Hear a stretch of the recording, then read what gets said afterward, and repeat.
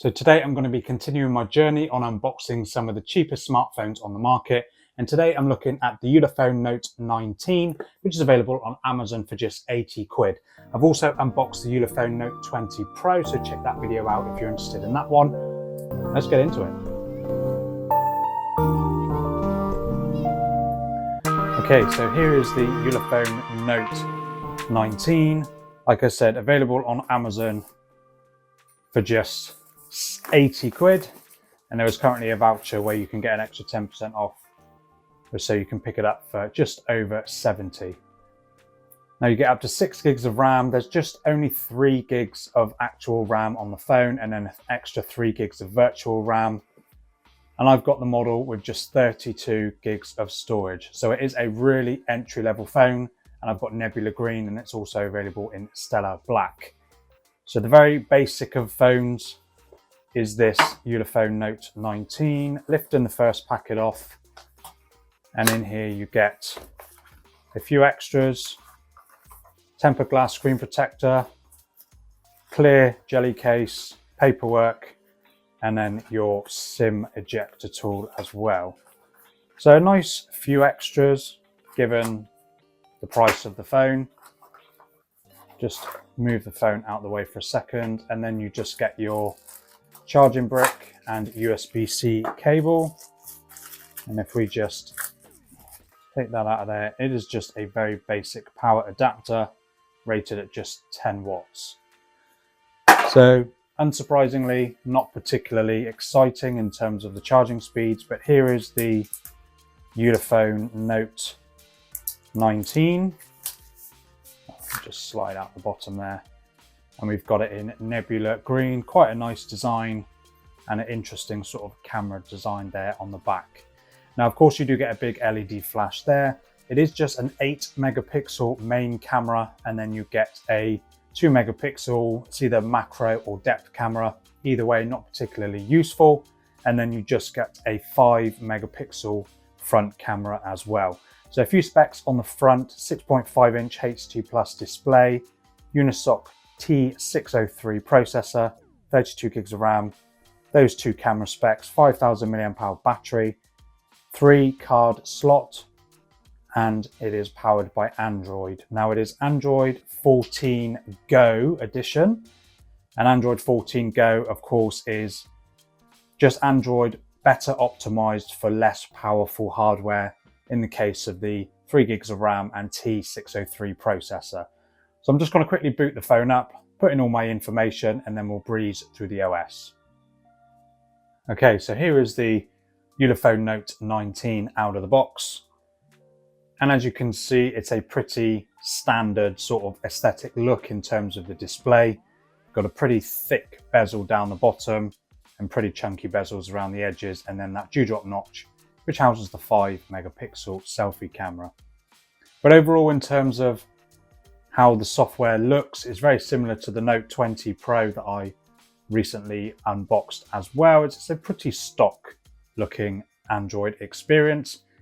But like I said, it is running Android 14 Go, so there is a few features that are missing from that, such as things like live wallpaper, split screen capabilities, and that sort of thing, just to make the performance a little bit better on this lower or less powerful hardware, should I say.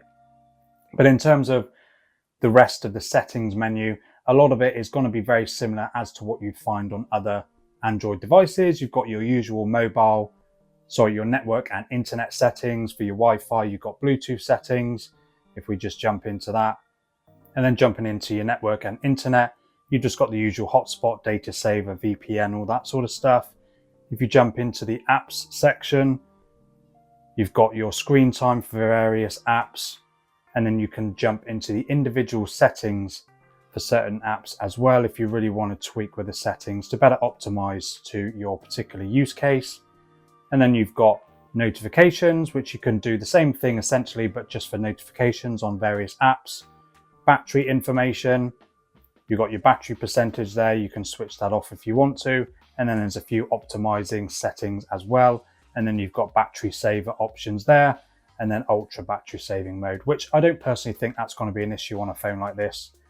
And then you've got storage information, Again, it is just 32 gigabytes of internal memory. You can expand it up to 512 gigs with a micro SD card, but you can also add an extra 3 gigs of RAM from your memory just to boost your overall experience with the phone, which it has already done as well. So we are running the 6 gigs of RAM as well. And then just the usual schedule power on and off. You've got your sound and vibration options for SIM 1 and SIM 2. So there's 3 slots. You've got 2 SIM cards and a micro SD card in this phone, which is pretty great. And then you've got haptic information down here as well. You can set for touch feedback, which I tend to turn off. And then display settings. This is where you've got your adaptive brightness, your lock screen notifications, screen timeout, dark mode, display text and size, night light, contrast and colors, all the usual bits and bobs. I might flip it to increase contrast. Just make the display just look a little bit nicer. And then you've got the usual wallpaper and style options. And as you can see, there are slower load times on this phone naturally because of the hardware. And then you've got that, 3 gigs of RAM. So just overall, the experience using this phone isn't going to be as smooth as what you'd find on slightly more expensive devices. And then there's a few pre-installed wallpapers that you can flip between. If I just change that one, you can set it to just your lock screen or both your lock and home screen. And again, just a few stutters here and there just while it's processing what you want it to do. And then jumping back into those settings, you've got a few extra things like smart controls, lift to check phone, raise to wake, whatever you want to call it. Smart motion, so you can pick up the device close to your ear and answer the calls on their own, and a few other options as well, which I will leave off.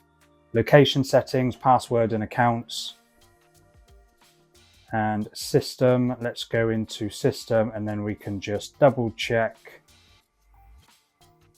Let's go to gestures for a second, and then you can just set to gestures or the 3-button navigation, whichever one is easier, but that's just the gestures option there. Seems pretty responsive. And then if we go down to the bottom to go about phone, check for system updates.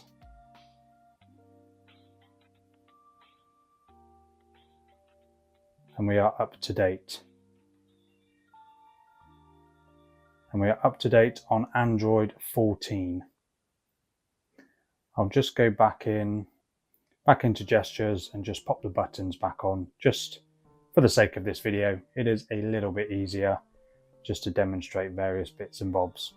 So then of course you've got the usual other bits on the phone, just, YouTube comes pre-installed, but there's no other bloatware or anything like that, not even Facebook, booking.com, no games or anything like that, which some people don't mind having them pre-installed. I'm not too worried.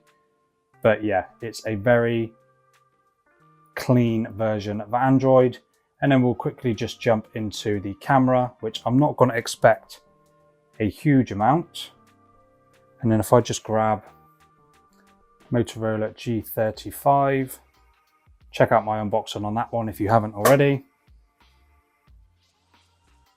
And that is the quality of the camera, just 8 megapixels, so it's not going to be the best quality, but for 80 quid you can't really complain too much. I will just take a quick